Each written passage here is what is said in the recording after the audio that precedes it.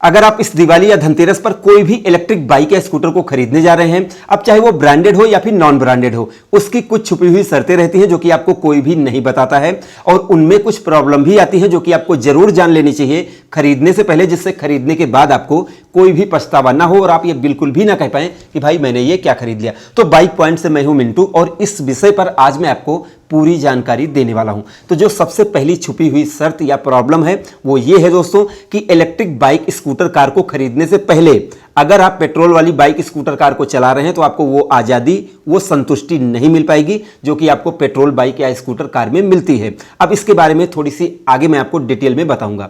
दूसरा सबसे बड़ा कारण, शर्त या फिर प्रॉब्लम आप जो समझें, अगर आप ये सोचते हैं कि पेट्रोल वाली बाइक स्कूटर कार को छोड़कर अगर आप इलेक्ट्रिक बाइक स्कूटर कार को खरीद लेते हैं तो आप प्रदूषण मुक्त भारत बना देंगे, तो शायद आप यहां पर गलत हैं। कई वीडियो में इस चीज को बताना चाहता था लेकिन आज मैं आपको बता रहा हूं कि मान लीजिए जब आप चला रहे हैं इलेक्ट्रिक वाहन को तो उस समय तो वो कोई प्रदूषण नहीं करेगा, कोई आवाज भी नहीं करेगा, लेकिन जो उसमें बैटरी लगी है, चाहे वो लिथियम आयन लगी हो चाहे फिर लीड एसिड बैटरी लगी हो, 2 साल 4 साल 5 साल बाद जब वो खराब होगी और जब वो रिसाइकिल होगी तो वो प्रदूषण बहुत ज्यादा करेगी। इस चीज के बारे में आप और अधिक सर्च करेंगे तो शायद आपको ये पता चलेगा कि मैं आपको बिल्कुल सही बता रहा हूं।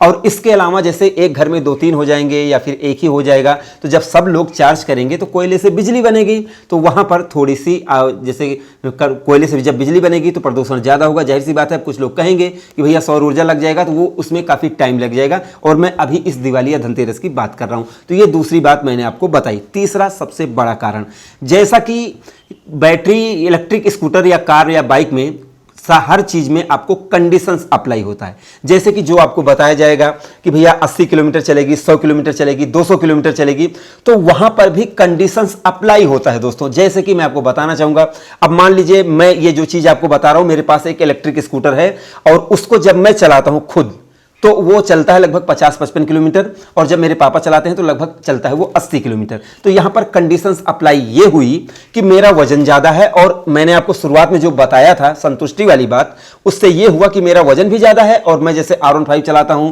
तो जब मैं उसको तेज नहीं चला पाता हूं और मैं हमेशा उसको फुल स्पीड में चलाता हूं तो इसलिए वो थोड़ा सा माइलेज कम देता है। तो यहां पर भी कंडीशंस अप्लाई होती है।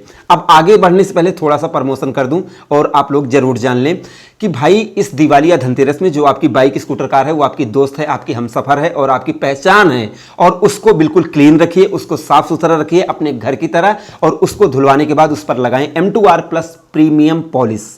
इसको लगाएं और आपकी बाइक चमकेगी, उसका कलर प्रोटेक्ट रहेगा और वो ज्यादा दिनों तक चलेगी, उसकी वैल्यू और रीसेल वैल्यू बनी रहेगी। तो अमेजन का लिंक नीचे डिस्क्रिप्शन में है, आप इसको खरीदें और अपनी बाइक स्कूटर कार को बिल्कुल अच्छी तरीके से चमकाएं और कम कीमत में भी आप इसको M2R पॉलिश को खरीद सकते हैं। अब हम बढ़ते हैं आगे अपने इलेक्ट्रिक वाहनों की चर्चा के ऊपर दोस्तों।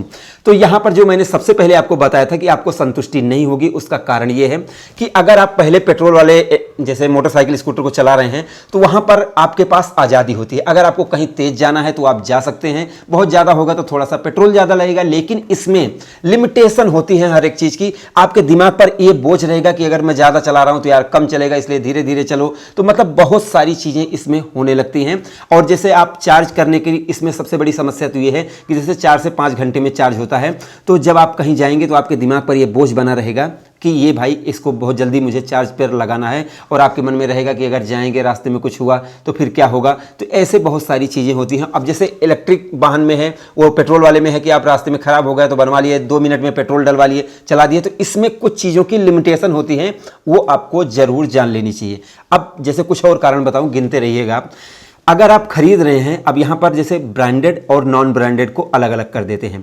अगर आप ब्रांडेड लेते हैं, आप जैसे मेट्रो सिटी में रहते हैं, तो आपको कोई प्रॉब्लम नहीं होगी, वहां पर चार्ज भी हो जाएगा, लाइट भी आती रहेगी और बैटरी स्वैप भी हो जाएगी।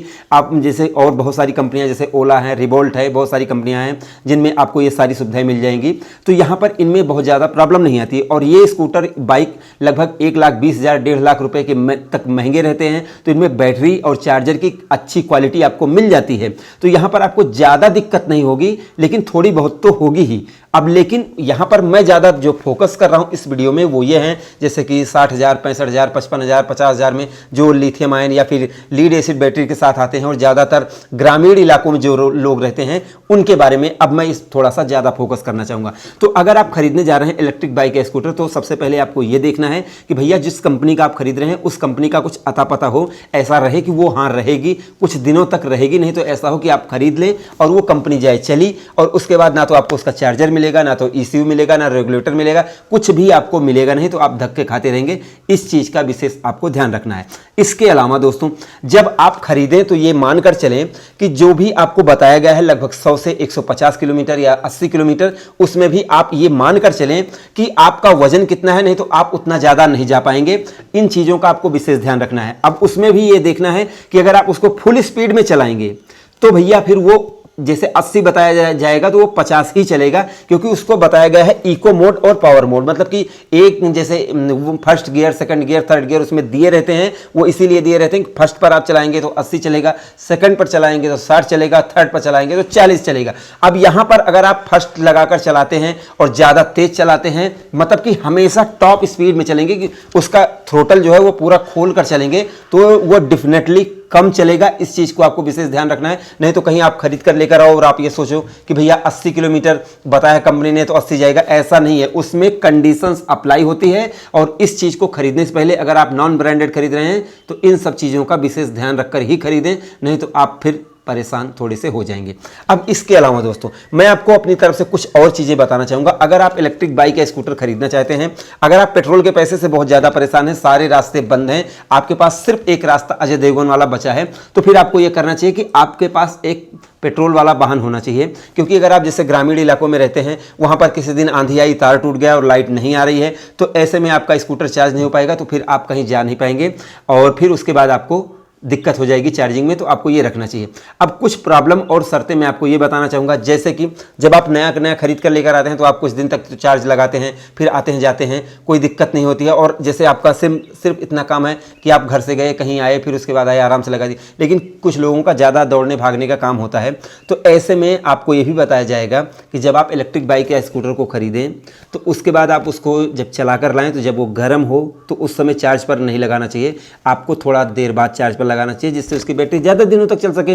तो ऐसे में जब आप घर पे जाएंगे, कहेंगे अभी थोड़ी देर में लगाएंगे, उसके बाद आप चार्ज पर लगाना भूल जाएंगे, फिर उसके बाद उसमें दिक्कत आएगी, तो फिर ये सारी चीज़ें आपको इरिटेट कर देंगी।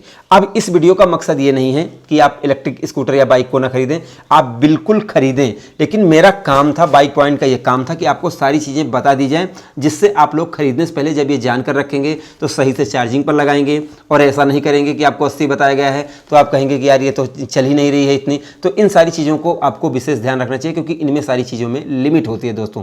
तो वीडियो कैसी लगी आपको कमेंट सेक्शन में जरूर बताएं।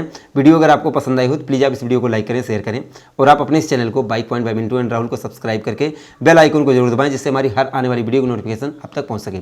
तो हमारी इस वीडियो को देखने के लिए आपका दिल से धन्यवाद। आपका दिन शुभ रहे, धन्यवाद। और इसको खरीदना ना भूलें, डिस्क्रिप्शन में लिंक है।